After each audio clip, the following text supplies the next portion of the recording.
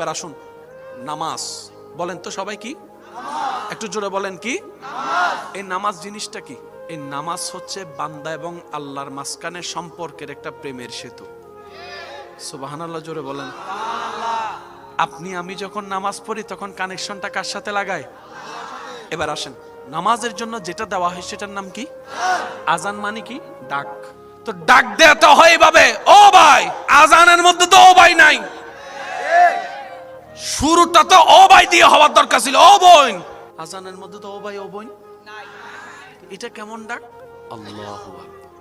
ও মুয়াজ্জিন, আল্লাহু আকবার বলার দরকার কি? ডাইরেক্ট বলো না, নামাজের টাইম হয়েছে, নামাজে আসো, শেষ। আজানও শর্টকাট হয়ে গেল। বলে যে না, আমি ডাকলে তুমি না আসতে পারো, বড় ডাকলে ছোট না আসতে পারে, নেতা ডাকলে কর্মী না আসতে পারে, সেজন্য নামটা শুরু